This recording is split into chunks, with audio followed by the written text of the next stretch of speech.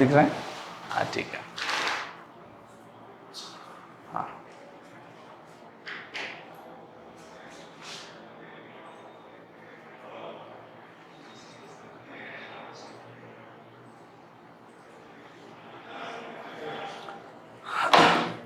Good evening everyone.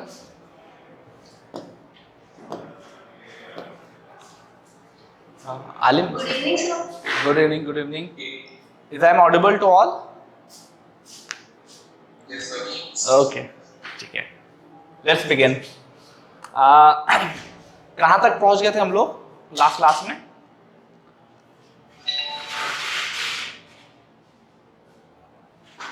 दो segment हो चुके हैं गवर्नमेंट के।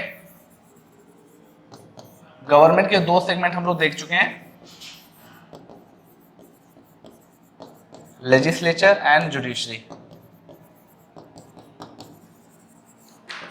इसमें किसी को कोई डाउट हो तो अभी पूछ सकता है ताकि आगे बढ़े हम लोग। कुछ डाउट हो किसी को? एनीवन? लेजिस्लेचर नियरली कंप्लीट हो चुका है। लेजिस्लेचर मींस कि वो अथॉरिटी जो कि कानून को बनाती है। तो अगर सेंटर पे है तो उसको हम लोग क्या बोलते हैं? पार्लियामेंट। और अगर स्टेट पे है देन स्टेट लेजिस्लेचर उसको बोलते हैं। तो कहीं ना कहीं हम लोग यूनियन के बारे में पढ़े तो पार्लियामेंट के बारे में हम लोगों ने पढ़ा था। जैसे पार्लियामेंट के भी हमने पढ़े थे कि 3 सेगमेंट होते हैं। साइबर से जो होगा वो रेसिड्यूअरी लिस्ट में आएगा। इस तरह के जो चीजें ITN साइबर वाला जो प्रोसेस होगा वो रेसिड्यूअरी लिस्ट में आएगा। अभी नहीं, जरूरत नहीं याद करने की। क्या क्वेश्चन था? देखिए कुछ मेजर सेगमेंट है जो नेशनल इंपॉर्टेंस की चीज हैं, जस्ट लाइक डिफेंस। अब उसको स्टेट गवर्नमेंट अपने पास, तो you just have a common sense in this regard and you are not. हाँ, तो यहाँ पे देखना पड़ेगा कि कौन सी चीजें नेशनल इंपॉर्टेंस की हैं, कौन सी स्टेट इंपॉर्टेंस की हैं, कौन कौन सी दोनों के लिए ही हैं। तो जनरल चीजें। अब जैसे ITN साइबर के बारे में अगर आपको देखना है तो आपको पता ही करना पड़ेगा ये रेसिड्यूअरी में है, ठीक है, सोल अथॉरिटी है। तो let's move on to topic. आज का टॉपिक जो हम लोग देखते हैं, क्योंकि आज हम लोग को क्वेश्चन भी बहुत करने। What's your good name? Sorry, Raghavendra Singh. And what's your? Priyansh. Very good. चलिए, तो एग्जीक्यूटिव के बारे में बात करते हैं आज हम लोग। देखिए, एग्जीक्यूटिव अगर मैं बोलूं तो सबसे इंपॉर्टेंट अथॉरिटी है गवर्नमेंट की। एग्जीक्यूटिव मतलब क्या? जो वैसी अथॉरिटी जो कि लॉ को इम्प्लीमेंट करेगी, ठीक है, लॉ को इन्फोर्स करेगी। और जो एग्जीक्यूटिव होती है जनरली दो तरीके की होती है। ये सब चीजें आपके PDF में भी मिल जाएगी, लेकिन हम लोग एज अ GD के तरीके से आगे बढ़ने की कोशिश करेंगे। नंबर 1, एक होती है आपकी टेम्पररी एग्जीक्यूटिव और एक होती है आपकी परमानेंट, ठीक है। Temporary executive and the permanent one. Temporary executive का मतलब ऐसी एग्जीक्यूटिव जो बहुत शॉर्ट पीरियड ऑफ टाइम के लिए हो, और परमानेंट का मतलब होता है जो एक बार आ जाए और अपनी रिटायरमेंट तक वो रहती है। सपोज दैट जो आपके पॉलिटिशियंस, गवर्नमेंट के जो वो होते हैं, पॉलिटिशियंस होते हैं, नेता लोग होते हैं, मिनिस्टर्स जो होते हैं, कैबिनेट मिनिस्टर, ये सब आपके टेम्पररी एग्जीक्यूटिव कहलाते हैं। बिकॉज इनको हम लोग डायरेक्ट इलेक्शन करके हर 5 साल के बाद हटा सकते हैं, 5 साल से पहले भी हटा सकते हैं। तो ये फिर परमानेंट एग्जीक्यूटिव क्या है? परमानेंट एग्जीक्यूटिव में आपके आते हैं ये ऑफिसर्स। ये ऑफिसर की जो कैटेगरी होती है ये कहीं ना कहीं परमानेंट एग्जीक्यूटिव में आ रही होती है। Is that clear? तो दो तरह की कैटेगरी होती है। अब इसको थोड़ा सा हम लोग फॉर्म में देख लेते हैं। इसमें number 1, law implementing agency called as executive. It is of 2 types.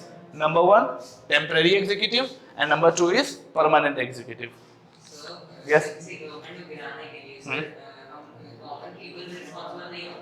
Common people directly irresponsible नहीं है। सपोज दैट जैसे अन्ना हजारे का मूवमेंट चला था, अन्ना हजारे के मूवमेंट की वजह से ही नेक्स्ट टाइम कांग्रेस की गवर्नमेंट रूलिंग पार्टी में नहीं आ पाई। क्यों? क्योंकि उन्होंने बहुत ज्यादा चीजों को, लोकपाल के बारे में बहुत बात बोली। क्यों? ये कॉमन पीपल ही तो थे।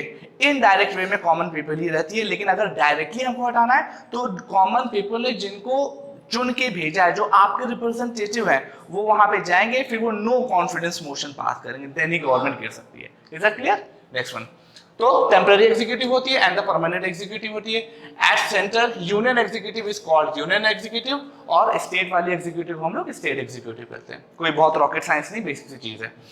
यूनियन, अब ये मेन फैक्ट है, ये आप लोग को ध्यान रखना कि यूनियन एग्जीक्यूटिव एग्जैक्टली क्या क्या चीजें अपने अंदर होल्ड करके रखता है। सबसे पहले यूनियन एग्जीक्यूटिव में आपके प्रेसिडेंट आते हैं, वाइस प्रेसिडेंट आते हैं, आपके काउंसिल ऑफ मिनिस्टर आती है, और अटॉर्नी जनरल ऑफ इंडिया। ध्यान रखिएगा, AGI, attorney general of India. ये चारों लोग मिलके कहीं ना कहीं काउंसिल ऑफ मिनिस्टर का संगठन एग्जीक्यूटिव की बात करते हैं। अटॉर्नी जनरल ऑफ इंडिया, इनके बारे में किसी को कुछ पता? Anyone? Attorney general of India किसे बोलते हैं? कभी नाम सुना है इनका? नाम सुना है? वर्क कभी कुछ?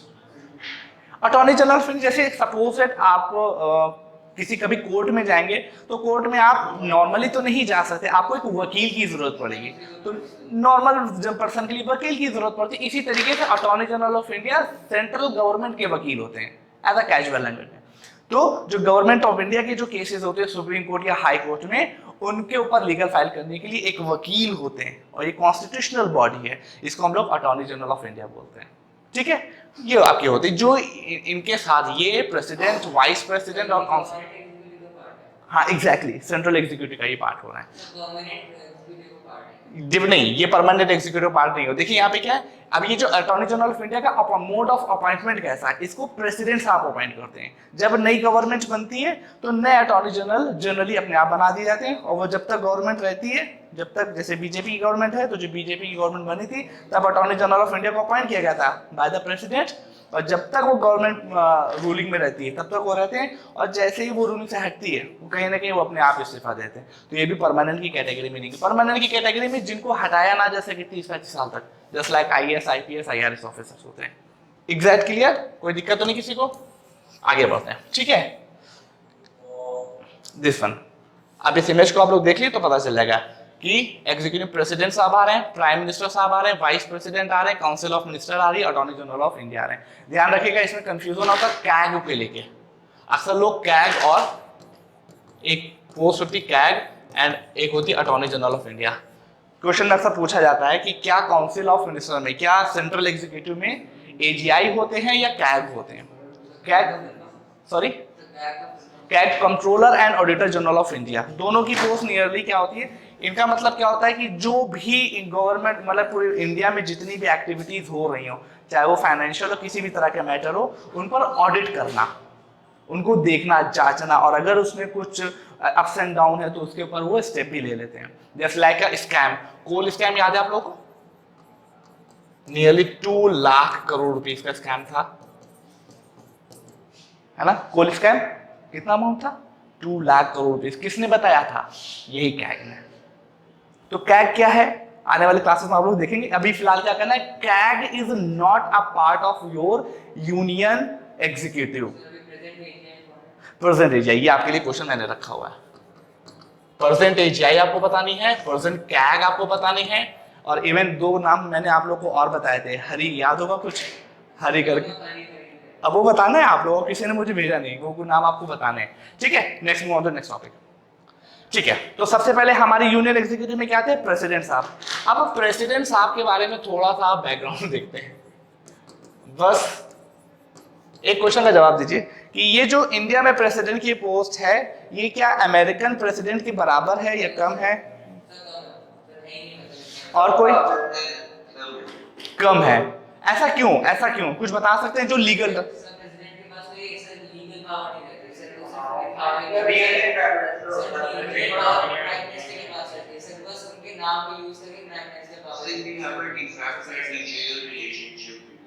हाँ, someone is asking de facto and de jure.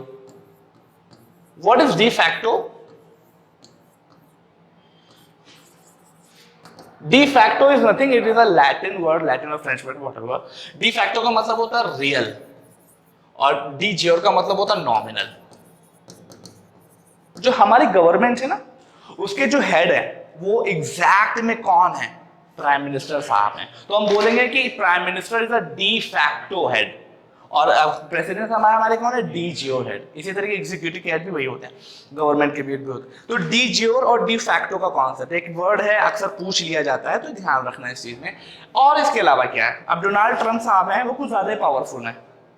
ध्यान रखिएगा, हम लोग क्या पढ़ते हैं, मैंने आप लोगों को बताया था, थोड़ा सा मैंने कहा ना लीगल वे में आंसर देने की कोशिश करें।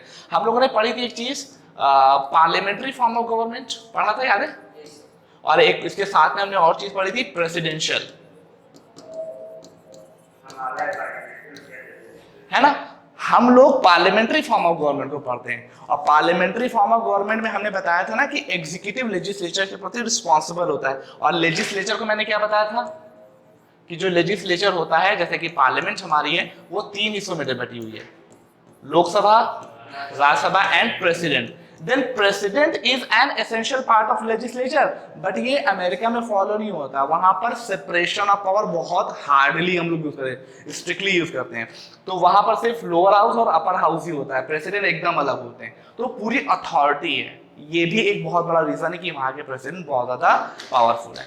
ये फैक्ट है। अब इनके बारे में कुछ छोटी छोटी सी फैक्ट हैं, उसी के बारे में हम लोग ध्यान देंगे, जैसे कौन बन सकता है, कौन नहीं बन सकता, कैसे अपॉइंट किया जाएगा, इनका इलेक्शन प्रोसेस क्या होगा, इनको हटाने का प्रोसेस क्या होगा, इसमें एक इम्पीचमेंट का कॉन्सेप्ट आता है। तो एक एक करके देखेंगे और उसी को वहीं पे हम लोग एक्सप्लेन भी करते चलेंगे। बात क्लियर है? चलिए, इसमें सबसे पहला फैक्ट आएगा, भाई ये तो बेसिक सी नीड है, he flashy is the first citizen of India, mandatory condition है। Number 2, all executive action are taken in his name, right सी बात है। डी ज्योर है, नॉमिनल, सिर्फ नाम मात्र के। He she is de jure head of the government, ठीक है। नेक्स्ट, अब इनका इलेक्शन कैसे होता है, यहीं पे सारा खेल है, ठीक है। अब देखिए, इनका इलेक्शन सबसे पहले क्या है, इनका इलेक्शन होता है इनडायरेक्ट वे से, पहला fact, indirect election. Indirect election का मतलब क्या? हमने चूज किया सर, वो हमारे हाँ हाँ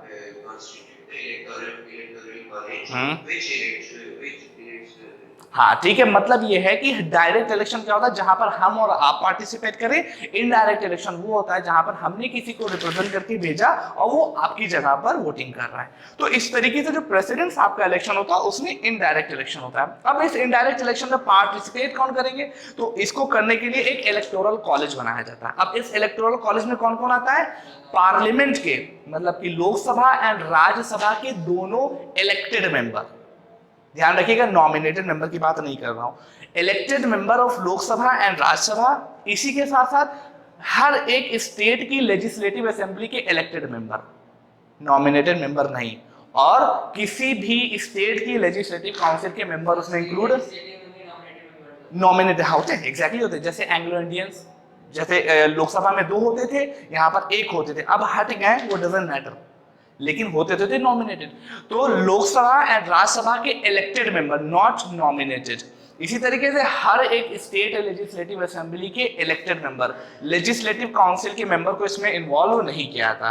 वही चीजें पूरी लाइन लिखी हुई है। अब ये लोग होते हैं इलेक्टोरल कॉलेज के मेंबर। अब ये किस तरीके से किस इलेक्शन प्रोसेस को फॉलो करते हैं, ये इंपॉर्टेंट हो रहा है। क्या लिखा हुआ है? Proportional representation by means of single transferable votes. Idea है? एक्सप्लेन थोड़ा सा।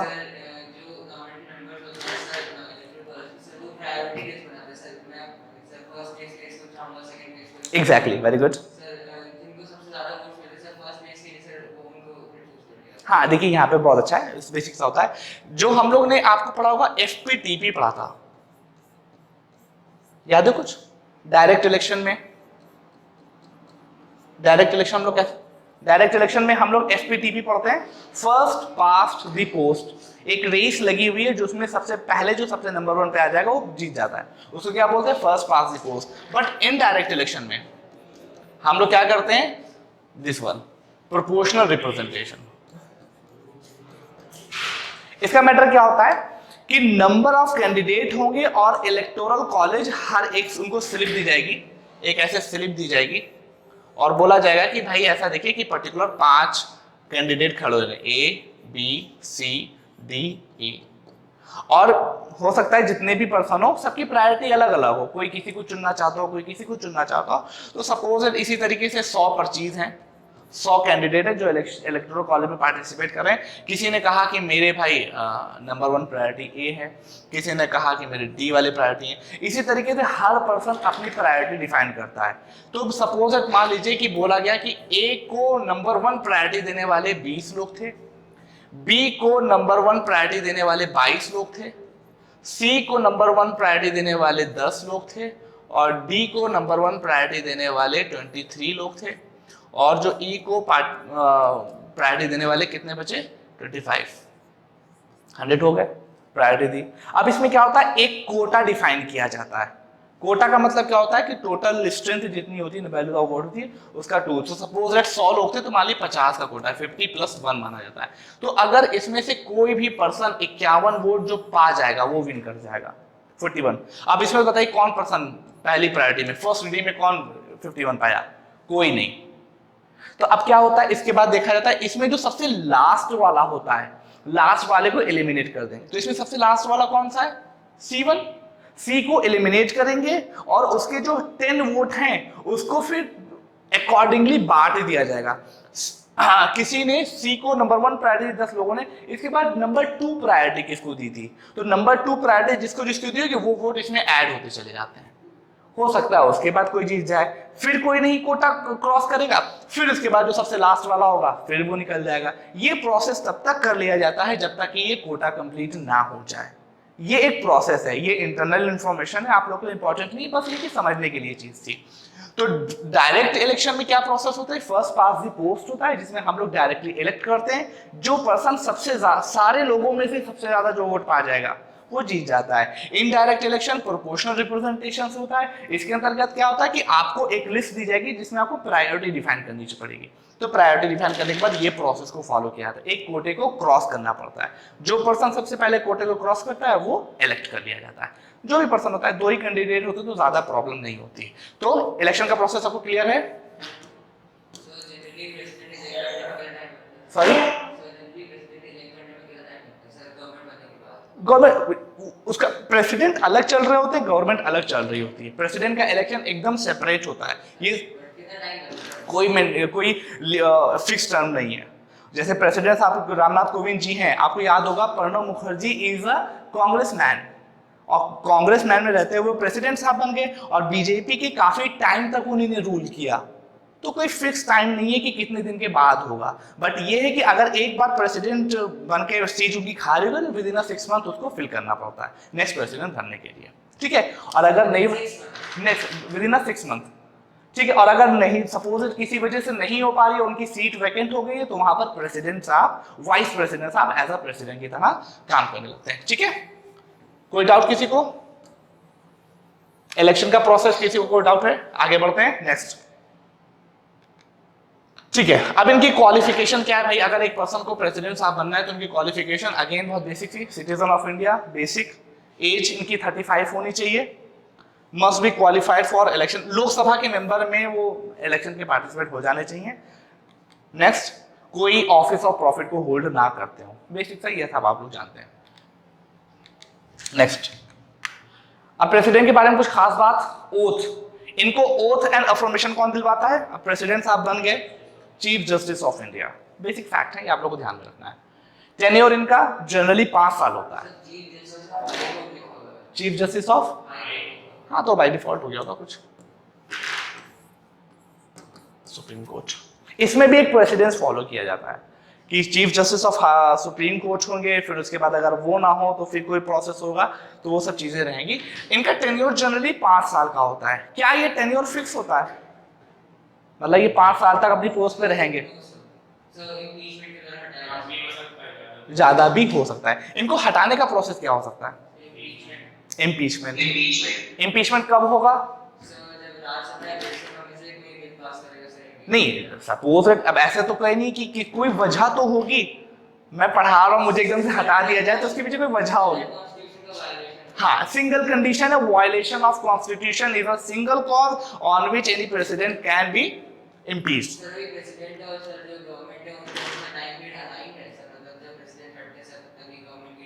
नो, ऐसा नहीं, प्रेसिडेंट और वे प्रोसेस एकदम अलग है। प्रेसिडेंट अगर इम्पीच भी हो जाएंगे तो गवर्नमेंट पे ज्यादा असर नहीं पड़ेगा। तो अभी अलाइन है। नहीं, अभी अलाइन नहीं है, एकदम अलाइन नहीं है, एकदम दोनों में डिफरेंस है, काफी डिफरेंस है। तो इनको इनके 5 साल से पहले भी हटाया जा सकता है। पहली बात, ये कई तरीके से हट सकते हैं, या तो ये खुद रेजिग्नेशन दे दें, है ना, अपना खुद से रेजिग्नेशन दे दें। तो रेजिग्नेशन किसको देंगे? वाइस प्रेसिडेंट को देंगे, या इनको रिमूव किया जाए। और रिमूव करने का जो प्रोसेस है, जिसको हम लोग क्या बोलते हैं, इम्पीचमेंट। इम्पीचमेंट होगा, और इम्पीचमेंट का सिर्फ एक कॉज कॉन्स्टिट्यूशन में बताया गया है, वायोलेशन ऑफ कॉन्स्टिट्यूशन। अगर ये कॉन्स्टिट्यूशन का वायोलेशन करेंगे तभी इनको इम्पीच किया जाएगा। इम्पीचमेंट के बारे में बात जो की गई है वो है आर्टिकल 61 में। ध्यान रखिएगा, इम्पीचमेंट के बारे में, उसके प्रोसीजर के बारे में बात की गई है। ध्यान रखिएगा उसके प्रोसीजर की, किस तरीके से इनको इम्पीच किया जाएगा। और इनको इम्पीच करने का भी प्रोसेस बड़ा जबरदस्त है। फर्स्ट ऑफ ऑल उसमें कुछ मैंडेटरी कंडीशन है, जैसे कि अगर आपको लगता है कि प्रेसिडेंट साहब वायलेशन ऑफ कॉन्स्टिट्यूशन कर रहे हैं, देन इस बात को सपोर्ट करने के लिए जिस भी हाउस में आप एक प्रपोजल लेके आएंगे, वहां की 1/4 स्ट्रेंथ आपके साथ होनी चाहिए। कितनी स्ट्रेंथ?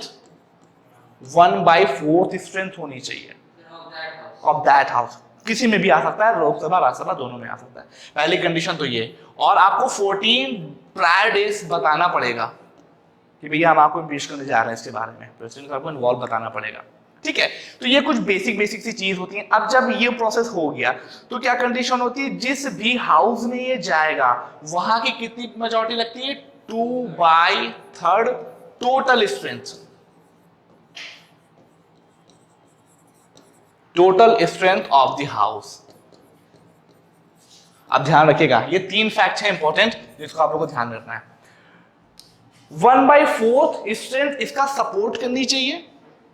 14 डेज की प्रायर नोटिस देनी पड़ेगी आपको, प्रेसिडेंट साहब को बताना पड़ेगा कि हम आपके खिलाफ इम्पीचमेंट करने जा रहे हैं। और इसके बाद जैसे लोकसभा में आया, देन लोकसभा में इस बिल को पास होने के लिए 2/3 of total strength of the house. इसका मतलब आप समझ रहे हैं, total strength of the house अभी कितनी है? 545। टोटल स्ट्रेंथ अभी 545 चल रही है, तो इसका 2/3 होना चाहिए। मैटर नहीं करता कोई आया है नहीं आया है, प्रेजेंट है वोट कर रहा है, ऐसे मैटर नहीं करता। इसका 2/3 अगर होगा तो ही ये चीज आपकी क्रॉस होगी। लोकसभा में आया, लोकसभा से अगर ये प्रोसेस हो गया, देन यही प्रोसेस कहाँ जाएगा? राज्यसभा में। राज्यसभा में भी यही प्रोसेस लगेगा। तो राज्यसभा की अभी टोटल स्ट्रेंथ कितनी आ रही है? 245 है, इसका 2/3 हो। जब दोनों जगह से 2/3 of total strength of the house से क्रॉस हो जाएगा, तब हम लोग प्रेसिडेंट साहब को इम्पीच्ड मानते हैं। ये प्रोसेस होता है इनका इम्पीच। इनके बारे में एक बार में प्रोसेस हुआ, लेकिन किसी को किया नहीं गया। एक बार कांग्रेस मतलब एक होने वाले थे, लेकिन कांग्रेस एक बार पीछे हट गई थी। ठीक है, तो ये एकदम बेसिक सा प्रोसेस होता है किसी भी राष्ट्रपति को हटाने का। अब इसी के बारे में थोड़ा बहुत हम लोगों ने लिखा हुआ है। रेजिग्नेशन टू वाइस प्रेसिडेंट सब बता चुके। इम्पीचमेंट, इनके बारे में आप थोड़ा देख सकते हैं कि only on the cause of violation of the constitution by the parliament with the help of 2/3 of total strength of the house by Lok Sabha and the Rajya Sabha as well. अगर लोकसभा में है तो लोकसभा में, तो राज्यसभा में भी उसको करना पड़ेगा। ध्यान रखिएगा, यहाँ पे मैं थोड़ा सा फोर्स इस वजह से बोल रहा हूँ, टोटल स्ट्रेंथ। अभी ध्यान रखिएगा मैंने क्या वर्ड यूज किया है? Total strength of the house. इस ध्यान रखिएगा, टोटल, ये वर्ड को ध्यान रखिएगा, total strength of the house मतलब टोटल स्ट्रेंथ को। क्यों? क्योंकि जब ये वाइस प्रेसिडेंट साहब का प्रोसेस चलेगा तो उसमें थोड़ा सा ट्विक है, तो वो ध्यान रखना है, क्योंकि इसको आपको क्वेश्चन में पूछा जा सकता है। वो मेजॉरिटी का प्रोसेस होता है। ठीक है, नेक्स्ट फैक्ट इनके बारे में क्या है? पावर। अब इनको हमने हटा भी दिया, लेकिन अब इनकी कुछ पावर्स को देख लेते हैं। इनकी पावर क्या है? इनके पास एडमिनिस्ट्रेटिव, मिलिट्री, लेजिस्लेटिव, इमरजेंसी और मिलिट्री, कई तरह की पावर थी। बस आप एक बात को मैं जो बोलता हूँ तो ध्यान रखिएगा, इमरजेंसी पावर 3 तरह की इमरजेंसी होती हैं, national emergency, financial emergency and president rule या स्टेट इमरजेंसी। ये सारी किसके अंडर ऑब्जर्वेशन चल रही है? तो प्रेसिडेंट साहब को, तो इमरजेंसी पावर होगी। मिलिट्री पावर क्या? तीनों जो सेनाएं होती हैं, एयर, वो नेवी वाली प्रोसेस हो गई, और आपके जो आपकी नॉर्मल आर्मी होती, तीनों के चीफ कौन होते हैं? सर जैसे आर्मी के हेड, हाँ लास्ट एग्जाम में सर आर्मी के हेड के बारे में, ठीक है, सर वो कौन होगा? वो इस समय बिपिन, जैसे इस समय के जो करंट में चल रहे होंगे, लेकिन अगर ओवरऑल इन सबके हेड कौन है तो वो आपके प्रेसिडेंट साहब है। तो सर स्पेसिफिकली सर नेवल, हाँ, तो वो नेम आपके दिए होंगे उस समय, तो आप हाँ ठीक है, क्या क्या पोस्ट में था? हाँ, क्वेश्चन देखिए, मुझे व्हाट्सअप कर दिएगा वो क्वेश्चन, ठीक है, हाँ वो देखिएगा। इसी तरीके से अब लेजिस्लेटिव पावर कौन सी होगी, क्योंकि जितने भी लॉ बनाए जाते हैं, लेजिस्लेचर जितने भी कानून बनाए जाते हैं वो सब इन्हीं के ऑब्जर्वेशन चलते हैं। कोई भी ऑर्डिनेंस आ रहा है वो इन्हीं के नाम से आएगा। ऑर्डिनेंस पता है आप लोगों को?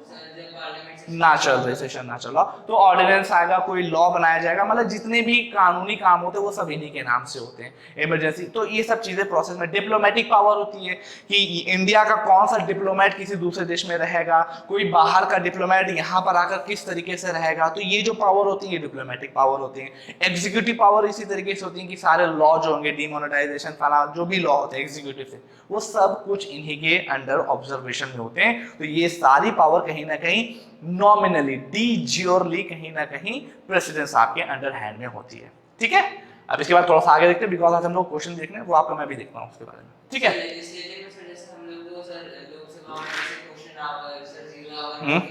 अभी आएगा, अभी नहीं, हम आपको बताएंगे, अभी क्वेश्चन में सब आ रहा है, जस्ट वेट एंड वॉच। अब क्या हो गया, लिस्ट ऑफ प्रेसिडेंट है, इसको आप लोग देख लीजिएगा क्या है, इसके बारे में कुछ एक्सप्लेन करने की जरूरत नहीं। नाम कभी कभी पूछ लिया जा सकता है, कुछ फैक्ट पूछे जा सकते हैं कि सबसे लंबे समय तक कौन रहा, सबसे कम टाइम के लिए कौन रहा। ठीक है, क्या है प्रोसेस, तो इसको आप लोग देख सकते हैं, list of president. Next, vice president, same process है। क्या है भाई, ही इज द वाइस प्रेसिडेंट में दूसरी लाइन आएगी, x official chairman of Rajya Sabha, x official chairman of Rajya Sabha. Next one, they act as a president in case of vacation due to resignation, death, impeachment of the president.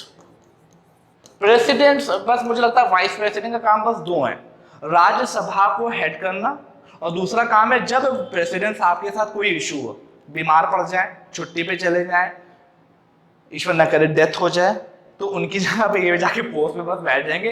बाकी इसके अलावा इनका कोई काम नहीं है।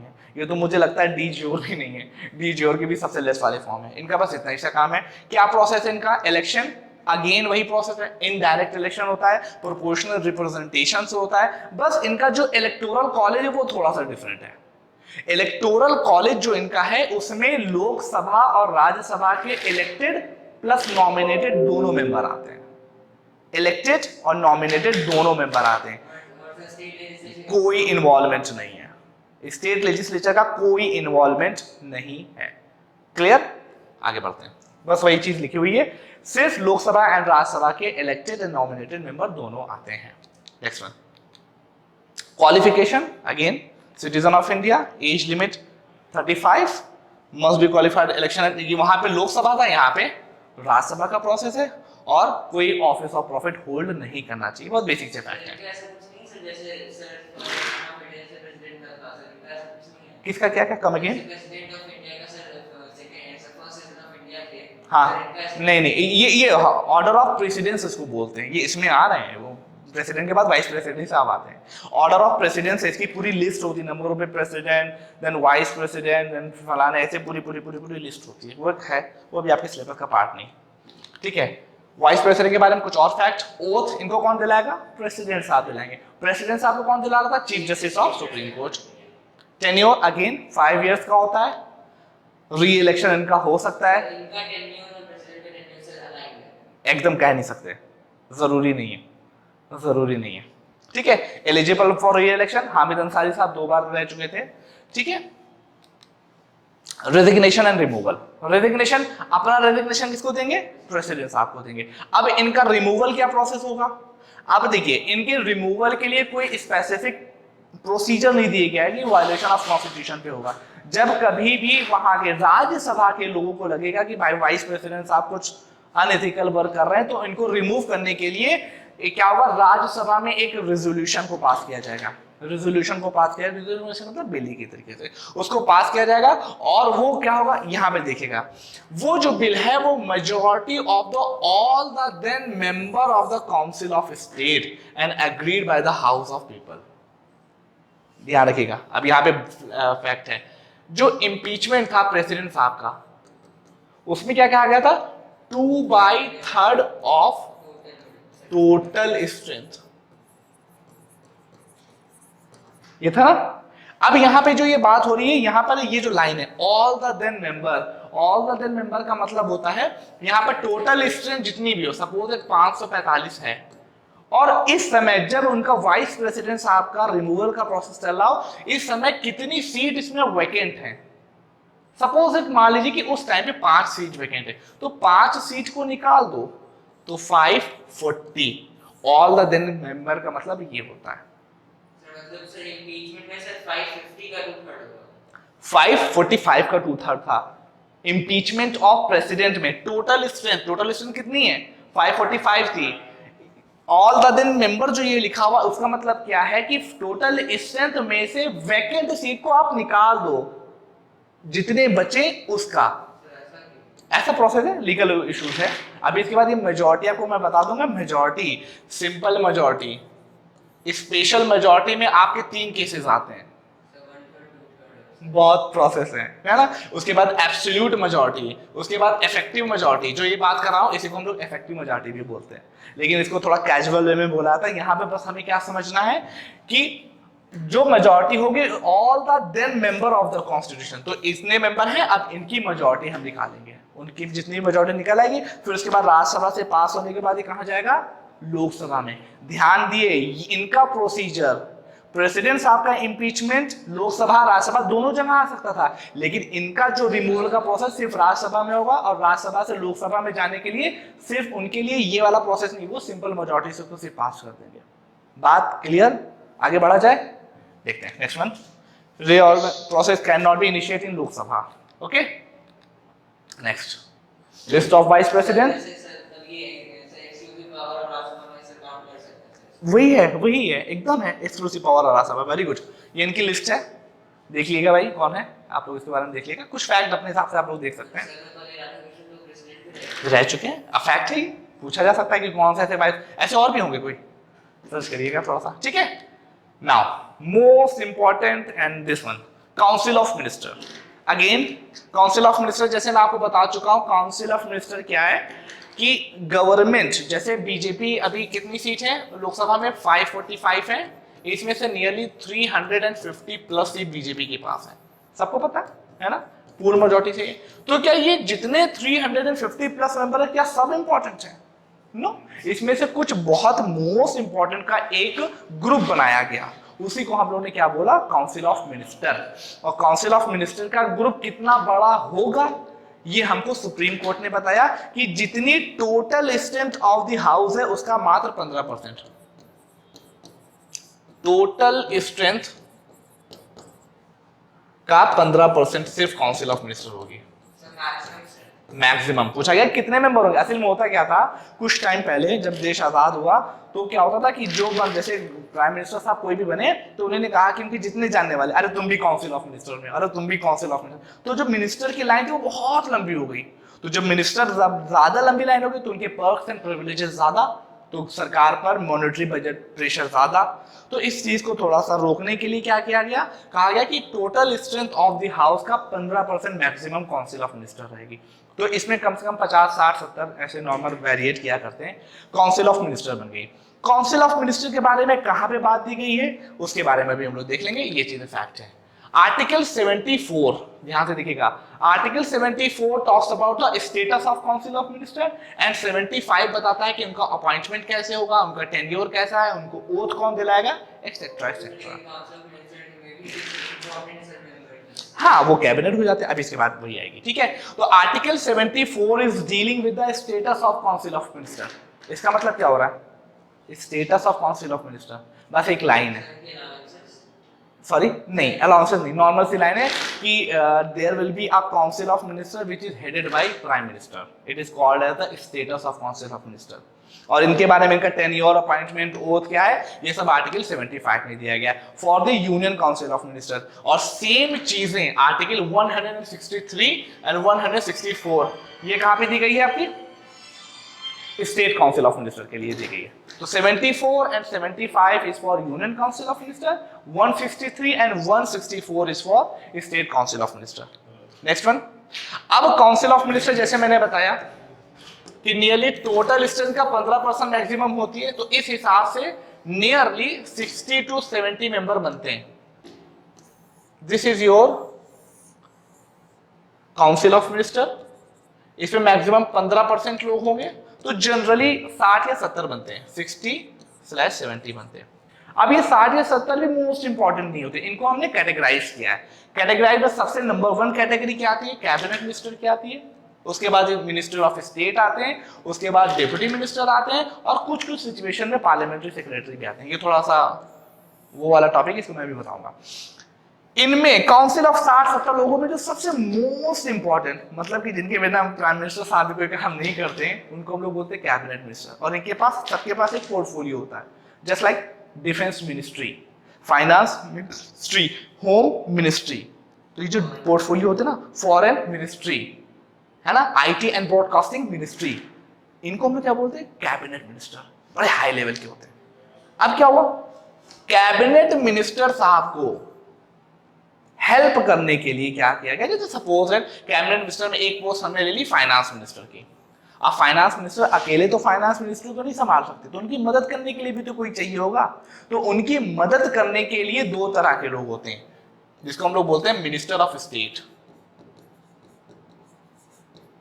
मिनिस्टर ऑफ स्टेट, ध्यान रखिएगा, मिनिस्टर ऑफ स्टेट और दूसरे भी मिनिस्टर ऑफ स्टेट ही होते हैं, मिनिस्टर ऑफ स्टेट। एक वाले को हम लोग बोलते हैं independent charge, independent charge,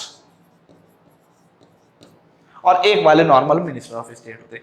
independent charge वाले जो मिनिस्टर ऑफ स्टेट होते हैं वो डायरेक्टली आपके पीएम को रिपोर्ट कर सकते हैं। फाइनेंस मिनिस्ट्री अकेले काम नहीं कर सकती, उनको थोड़ी सी मदद करने के लिए मिनिस्टर ऑफ स्टेट होते हैं। मिनिस्टर ऑफ स्टेट भी 2 कैटेगरी के होते हैं, एक होते हैं इंडिपेंडेंट चार्ज और एक होते हैं नॉर्मल। नॉर्मल वाले अपनी मिनिस्ट्री को, मिनिस्टर को अपॉइंट करेंगे। जैसे फाइनेंस मिनिस्ट्री है, तो कोई पर्सन अगर मिनिस्टर ऑफ स्टेट है तो पहले वो फाइनेंस मिनिस्टर को अपनी रिपोर्ट देगा, और देन फाइनेंस मिनिस्टर वो रिपोर्ट प्राइम मिनिस्टर को देंगे। लेकिन अगर कोई पर्सन फाइनेंस मिनिस्ट्री में मिनिस्टर ऑफ स्टेट है बट इंडिपेंडेंट चार्ज है, तो वो डायरेक्टली प्राइम मिनिस्टर साहब को रिपोर्ट कर सकता है। इट्स दैट सिंपल सा क्लियर। अब cabinet minister, minister of state, इनको हेल्प करने के लिए कौन होगा, डिप्टी मिनिस्टर बना दिए जाते हैं। ये नहीं, ये किसी में की हो सकते हैं, लोकसभा से भी हो सकते हैं, राज्यसभा से भी होते हैं। जैसे डॉक्टर मनमोहन सिंह कहाँ से थे, राज्यसभा से, although he was a prime minister. तो ये मैटर नहीं करता कहाँ से, लोकसभा से भी हो सकते हैं और राज्यसभा से भी हो सकते हैं, ठीक है। तो कैबिनेट मिनिस्टर सबसे हायर मोस्ट, उसके बाद मिनिस्टर ऑफ स्टेट, फिर उसके बाद डिप्टी मिनिस्टर, और कुछ जगहों पर पार्लियामेंट्री सेक्रेटरी। मुझे लगता नहीं कि इसको मुझे इन्वॉल्व करना चाहिए। पार्लियामेंट्री सेक्रेटरी एक तरह का कॉन्सेप्ट होता है, ये थोड़ा ब्रिटेन में बहुत फॉलो हुआ था, कि ब्रिटेन में माना जाता है जो अपर हाउस और लोअर हाउस है, यहाँ पे upper house Rajya Sabha, lower house Lok Sabha, तो दोनों एकदम अलग अलग हैं। लोकसभा के मेंबर, ब्रिटेन में क्या होता है, लोकसभा के मेंबर, मतलब कि लोअर हाउस के मेंबर अपर हाउस में नहीं जा सकते। तो लेकिन अब इनको कुछ अगर काम करवाना हो अपर हाउस में तो कैसे करेंगे, तो जो लोअर हाउस के मेंबर होते थे वो कुछ पर्सन को अपॉइंट कर देते थे एज अ पार्लियामेंट्री सेक्रेटरी, कि भाई हमारे काम को आप राज्यसभा अपर हाउस में देखिएगा। ये कॉन्सेप्ट वहाँ से ओरिजिनेट हुआ। अब यही कॉन्सेप्ट को इंडिया में भी फॉलो किया था पंडित जवाहरलाल नेहरू साहब थे, उन्होंने बहुत यूज़ किया पार्लियामेंट्री सेक्रेटरी को, बहुत के लगभग 51 पार्लियामेंट्री सेक्रेटरी उनमें थे। इसी तरीके से जो चंद्रशेखर सर की सरकार थी 1990 में, तो उसके बाद से कोई पार्लियामेंट्री सेक्रेटरी नहीं बनाया गया। 1990 के बाद से कोई भी पार्लियामेंट्री सेक्रेटरी नहीं बनाया गया है, और फिर कुछ स्टेट में बनाए गए थे।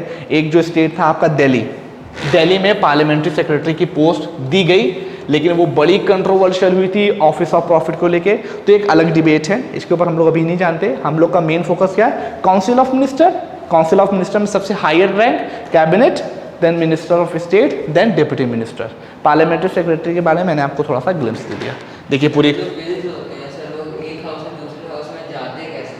जैसे एक हाउस में जब आएंगे तो उसके लिए कई प्रोसेस को फॉलो करना पड़ता है। सबसे पहले suppose that I am a minister, मैं फाइनेंस मिनिस्टर हूँ, नो जस्ट इमेजिन कि मैं कोई मिनिस्टर हूँ, मैंने कोई बिल लेके आया, मैं उस बिल को लेके आऊँगा तो 3 स्टेजेस में उसके ऊपर बात होती, 3 स्टेजेस होती हैं। पहली स्टेज कि मैं मिनिस्टर हूँ तो पहले मैं उसको एक्सप्लेन करूँगा सबके सामने कि भाई इस बिल का ये प्रोविज़न है।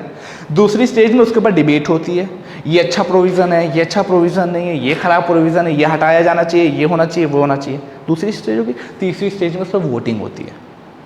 डिपेंड करता है बिल कैसा है। अगर बिल नॉर्मल होगा तो सिंपल मेजॉरिटी चाहिए होगी, अगर बिल कॉन्स्टिट्यूशनल अमेंडमेंट वाला होगा तो फिर वहाँ पे स्पेशल मेजॉरिटी का प्रोसेस चलता है। और अगर कोई ऐसा मैटर होगा जो फेडरल स्ट्रक्चर को हर्ट करता हो तो वो बहुत टफ तरीके से पास होता है, उसको हम लोग स्पेशल मेजॉरिटी से ही पास करते हैं। लेकिन उसमें जो टोटल 28 स्टेट हैं उनके 50% स्टेट की कंसर्न भी लेनी पड़ती है। स्पेशल मेजॉरिटी से पार्लियामेंट से पास हो गया, फिर वो बिल हर एक स्टेट को भेजा जाता है। 28 स्टेट है, सबको कोई नहीं, जैसे वो हो गया फिर लोकसभा में वही बिल पहुंच जाता है। अब लेके कैसे जाएंगे वो मैटर नहीं है। ये 3 स्टेज हुई, लोकसभा में हो गई, अब इसके उसको कहाँ जाना है, राज्यसभा में, तो वो पूरा बिल उठाया जाता है, वो अंदर से चला जाता है, कोई इतना वो नहीं है कैसे जाएगा।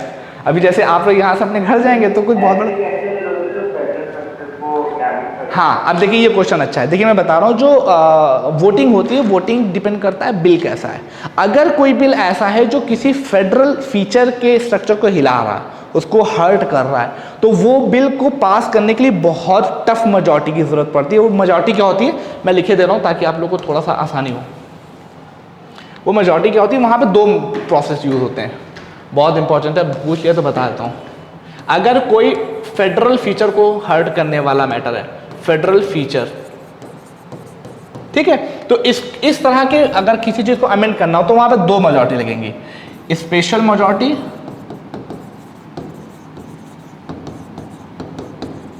प्लस 50% स्टेट्स कंसर्न हमें चाहिए होगा। मतलब एक बिल जो फेडरल फीचर को हर्ट कर रहा होगा वो पहले पार्लियामेंट से स्पेशल मेजॉरिटी से पास होना चाहिए। अब स्पेशल मेजॉरिटी क्या है अभी यहाँ मैं नहीं कहूँगा, सिर्फ आपको ध्यान रखना है स्पेशल मेजॉरिटी से पास होना चाहिए। जब वो स्पेशल मेजॉरिटी से पास होने में ही लाले लग जाते हैं, वहाँ से पास होगा, उसके बाद ये बिल कहाँ जाएगा, जितने स्टेट हैं 28 स्टेट है, हर एक स्टेट को भेजा जाएगा और ये बोला जाएगा अगर हर स्टेट में से नियरली 50% स्टेट मतलब कि 14 स्टेट अगर उसको उसी बिल को अपने यहाँ सिंपल मेजॉरिटी से पास करेंगे तब ये बिल कंप्लीट वे में पास माना जाएगा। इसका बेस्ट एग्जांपल है जीएसटी।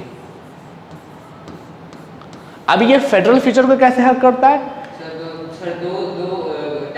नहीं टैक्स नहीं, जैसे टैक्स स्टेट भी लेती थी और यूनियन गवर्नमेंट भी लेती थी, स्टेट भी यूनियन भी, स्टेट भी यूनियन भी।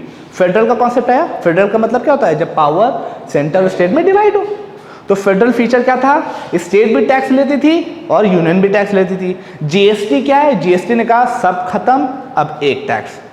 फेडरल फीचर को हट किया, तो फेडरल फीचर को हट करने के लिए हमने ये वाले प्रोसीजर को फॉलो किया। पार्लियामेंट से पहले वो स्पेशल मेजॉरिटी से पास हुआ, कोई भी हो सकता है, just like election of president.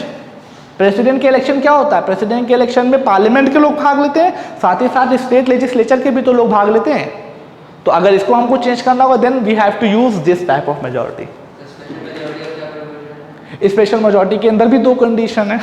इसके अंदर एक कंडीशन है, पहली कंडीशन स्पेशल मेजॉरिटी में भी, देखिए ज़्यादा हेक्टिक मत होइएगा, मैं तो बता दूंगा लेकिन आपके बाउंस नहीं करना चाहिए। स्पेशल मेजॉरिटी भी आपकी 2 कंडीशन उसमें होती हैं। पॉलिटी इसी वजह से सब लोग बैठे तब पढ़ाते अच्छा लगता है। पहली कंडीशन क्या है कि total strength of the house का 2/3, जिसको हम लोग क्या बोलते हैं absolute majority. Total strength of the house का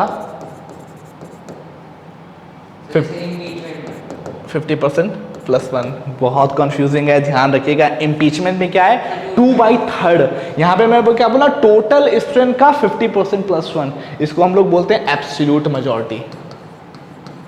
इसको अगर किसी को पढ़ना हो तो मुझसे सेपरेट वे में पढ़ेगा, चूंकि ये कभी कभी बाउंस होता है। और इसकी दूसरी कंडीशन क्या है 2/3 प्रेजेंट एंड वोटिंग।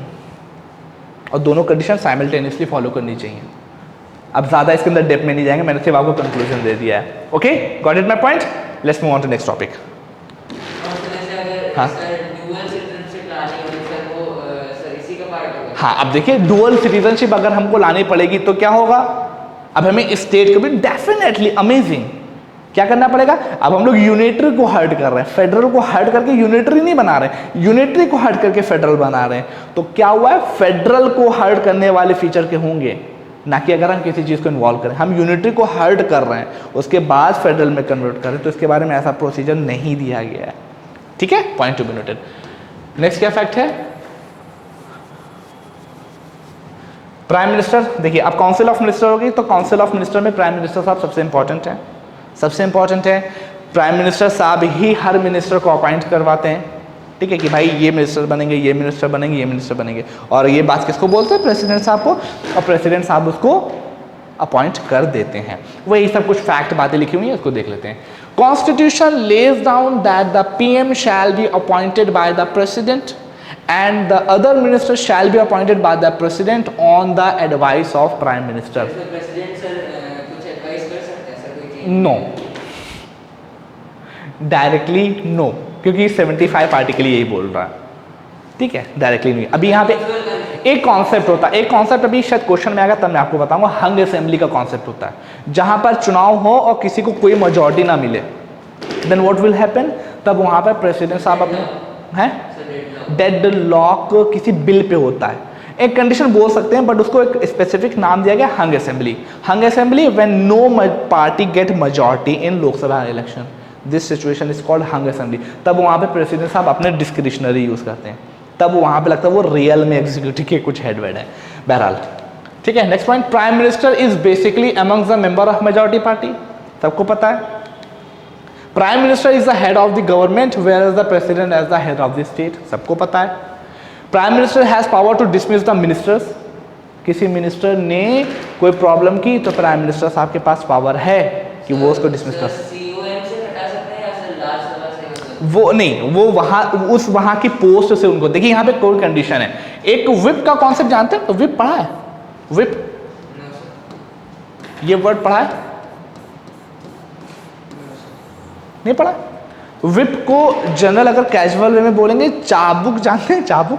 जैसे कभी तांगा या घोड़ा होता तो उसको मारते हैं, जैसे बसंती मारती थी ना, चल बसंती, तो वो जो चाबुक होता है उसको एक कैजुअल वे में थोड़ा सा टफ फॉर्म में विप बोला जाता है। विप का मतलब क्या है कि गवर्नमेंट की जो गवर्नमेंट है उसके जितने भी मिनिस्टर हैं उनकी कलेक्टिव रिस्पॉन्सिबिलिटी और इंडिविजुअल रिस्पॉन्सिबिलिटी होती है लोकसभा के प्रति। मतलब क्या कि जो उनके पॉइंट हैं, जैसे मेरा मन कर रहा है कि कोई चीज़ अच्छी है लेकिन गवर्नमेंट ने कहा ये एक चीज़ गलत है, तो वो गलत है, आपको बोलना भी पड़ेगा। तो ये बात कैसे इंश्योर होगी? ये विप के जरिए से होती है। सपोज दैट कोई बिल आया, जैसे एग्रीकल्चर लॉ है, एग्रीकल्चर लॉ पे क्या हुआ, बीजेपी को वो पास कराना था, तो बीजेपी ने कहा कि सब लोग पहुंचेंगे और वोटिंग करेंगे, लेकिन हरसिमरत कौर जो थी पंजाब की, उन्होंने कहा मैं इस बिल से सहमत नहीं हूँ। तो प्राइम मिनिस्टर साहब ने क्या कहा, आप नहीं सहमत हैं तो फिर आप साइड में आइए। तो जो पर्सन उनके विप को फॉलो नहीं करेगा, तो यहाँ पे कंडीशन होती है, एंटी डिफेक्शन लॉ की कंडीशन भी होती है फॉलो। एंटी डिफेक्शन लॉ क्या होता है? दल बदल कानून, कि अगर आप गवर्नमेंट सरकार की गाइडलाइंस को फॉलो नहीं करेंगे तो सरकार आपको हटा भी सकती है, तो आपको उनकी बात को मानना ही पड़ेगा। तो ये विप का कॉन्सेप्ट होता है। तो नहीं, नॉर्मल वर्ड है, थोड़ा सा देखने के लिए कैप्शन में लिखा हुआ है, ठीक है। तो डिसमिस कर सकते हैं किसी भी मिनिस्टर को व्हेन द और एक बात और है कि जब प्राइम मिनिस्टर साहब क्विट करते हैं तो पूरी काउंसिल ऑफ मिनिस्टर खत्म हो जाती है, रिजाइन हो जाती है। फिर उसके बाद या तो नई काउंसिल ऑफ मिनिस्टर बने या फिर नया इलेक्शन, कुछ भी हो सकता है, डिपेंड करता है सिचुएशन कैसी है। Okay, next, prime minister does not hold any fix tenure, कि प्राइम मिनिस्टर साहब का कोई फिक्स टेन्योर नहीं होता है। किसी को कोई इशू अगर यहाँ पर तो वो पूछ सकता है। सॉरी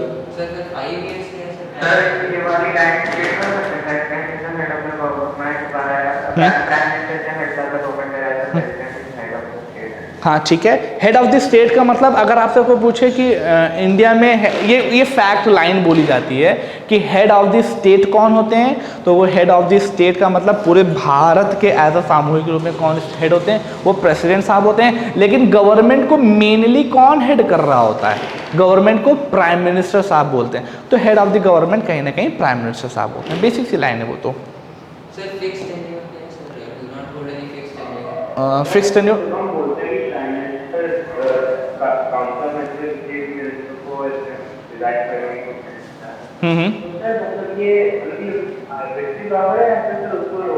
नहीं, please come again, I am not properly hearing what are you saying, come again. वो पावर क्या मतलब उसकी आर्बिट्री पावर है, जैसे वो चाहे वैसे कर सकता है या फिर लोकसभा की सहमति चाहिए।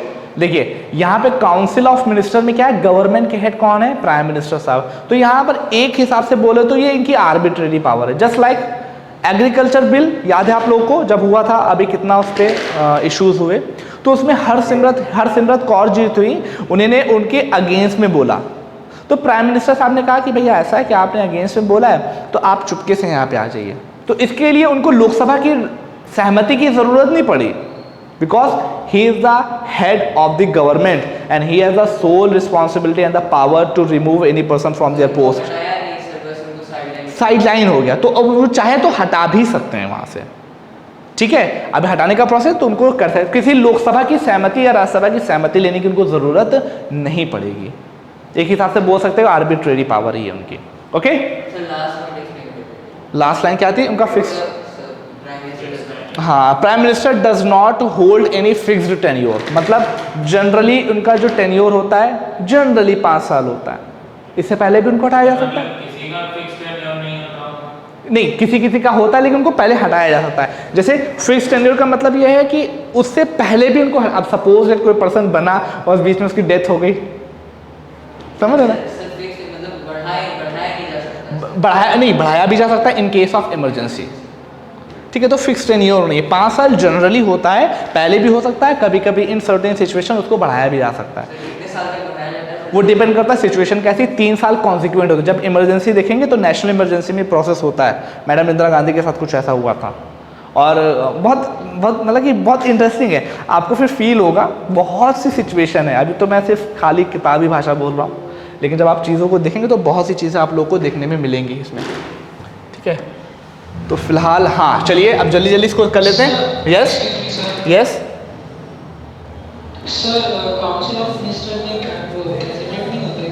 होते हैं काउंसिल ऑफ मिनिस्टर में, मेन पार्ट है ना भाई, थोड़ा सा समय दे दीजिए, 5 से 7 मिनट, ठीक है। काउंसिल ऑफ मिनिस्टर में पहले मेन पार्ट कौन से थे आपके, सॉरी काउंसिल ऑफ मिनिस्टर की मैं बात नहीं बोल रहा हूँ, सेंट्रल एग्जीक्यूटिव की बात बोल रहा हूँ, उसमें प्रेसिडेंट साहब हैं। काउंसिल ऑफ मिनिस्टर एग्जीक्यूटिव है, और एग्जीक्यूटिव अलग काम कर रही होती है, लेजिस्लेचर अलग काम कर रहा है। काउंसिल ऑफ मिनिस्टर में नहीं होता, उसमें मिनिस्टर होते हैं, cabinet minister, minister of state, deputy minister, ये इसके अंतर्गत होते हैं। Okay, question number 1, answer this question. Option A B C उसमें बताया करें। B, very good, very good. Next one,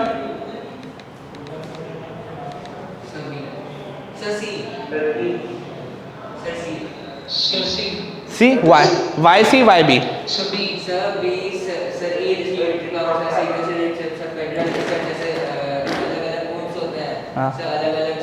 देखिए 2 फैक्ट, देखिए इसका आंसर मैं बता रहा हूँ। देखिए इसका फर्स्ट ऑफ ऑल इसका आंसर देख लीजिए, आंसर इज बी। देखिए यहाँ पे 2 फैक्ट बता रहा हूँ।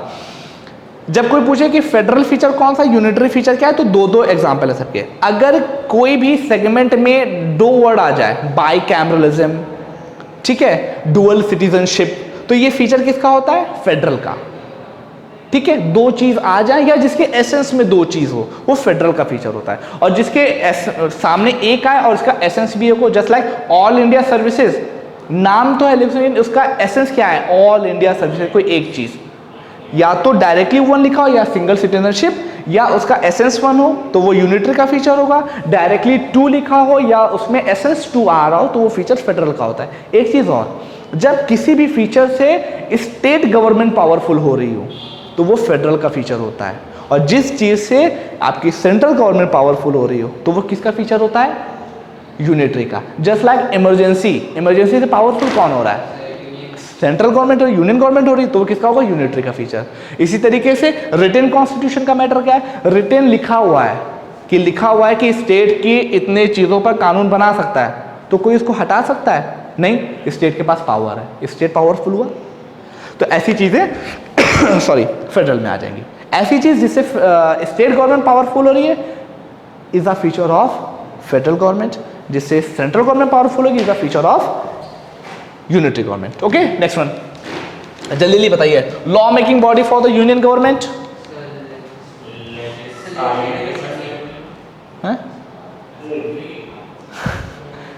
Law making body for union government? Option A parliament. Basic सा क्वेश्चन है, जल्दी next. On which parliament have sole power to make law? बताइए।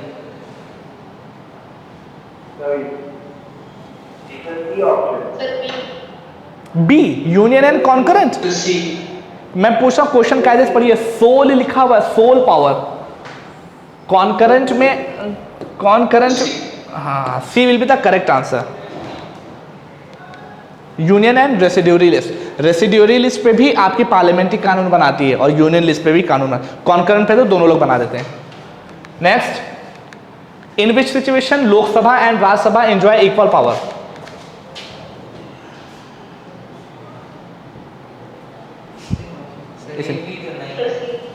सी रिमूवल ऑफ जजेस में दोनों ही साथ में आते हैं। रिमूवल ऑफ जजेस कहाँ पे होता है? पार्लियामेंट में। और पार्लियामेंट में रिमूवल ऑफ जजेस का जो प्रोसीजर है आप लोकसभा में भी इंट्रोड्यूस कर सकते हैं और राज्यसभा में भी कर सकते हैं। अगर लोकसभा में होगा then you must need 100% as a supporter, और अगर राज्यसभा में होगा तो 50 मेंबर एज अ सपोर्टर होने चाहिए। Okay, next. Odd one out, ये 250 ईयर्स नहीं है, 250 ईयर्स है, ध्यान से दीजिएगा, 25 ईयर्स है। Option C, odd one out. Option C, because वो ऑफिस ऑफ प्रॉफिट होल्डर नहीं होना चाहिए। Next one, how many members are nominated in state legislature from Anglo Indian community? None of the above. It is a very good. देखिए बताइए, next question.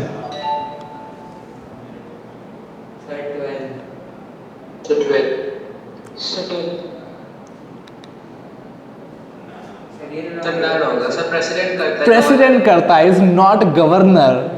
Be very careful. Next one, maximum gap for 2 parliamentary session? 6 months।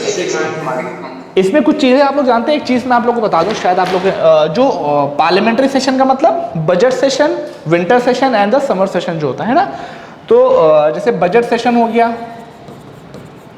Budget session suppose start हो गया, तो जो budget session start होता है उसमें भी कुछ टाइमिंग होती है, हर दिन इसकी सिटिंग होती है। तो सिटिंग होती है, उसमें कुछ टर्म यूज होते हैं,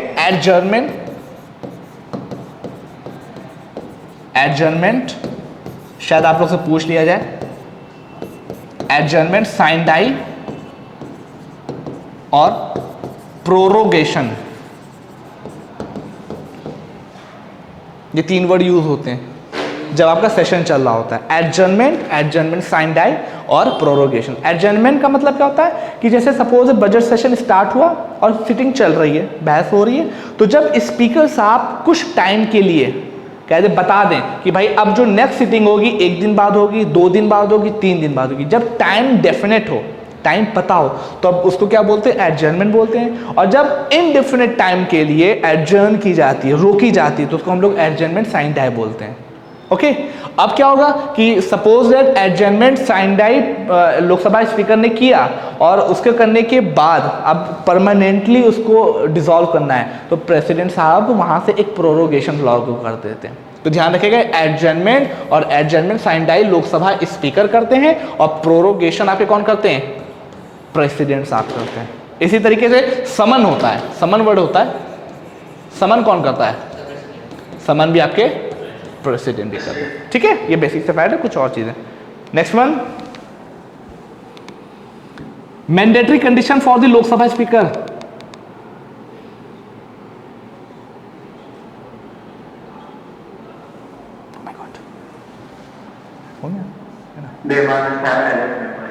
they must have Lok Sabha membership. Okay, well आपके सर आ गए। इसमें अभी 20 क्वेश्चन और हैं जो मैं आप लोगों को इसकी PDF कन्वर्ट करके आप लोगों को सेंड करूंगा। उसके आंसर मार्क करके आप लोगों को मुझे भेजने हैं। क्या भेजना है? सबको मुझे उसके आंसर मार्क करके भेजने हैं, ठीक है। और कोई चीटिंग नहीं करेगा, क्योंकि हमें सब पता चल जाता है कौन चीटिंग कर रहा है। ओके, क्योंकि वो उसके कॉन्सेप्ट बहुत इंपॉर्टेंट है। और फिलहाल यही लिंक आपका कंटिन्यू रहेगा, सर आके आपकी क्लास लेंगे। ओके, थैंक यू क्लास, बहुत पेशेंस के साथ सुनने के लिए थैंक्स। और यस, तो प्लीज PDF को टेलीग्राम में सेंड कर दीजिएगा क्वेश्चंस की। हाँ, ये PDF भी हो जाएगी, प्लस ये जो प्लस सिविक्स का क्लास हुआ उसकी PDF भी आप लोग को मिल जाएगी। ओके, आज या कल तक आप लोग को। Okay, thank you class, see you again. According to the Constitution of India, who has the power to legislate